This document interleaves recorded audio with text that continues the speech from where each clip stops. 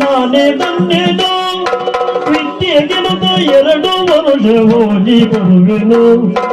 ಮೋಹನಾಗಿ ನೋಯಲೇಕೆ ಕರೆಸಿ ಒಮ್ಮೆನೋ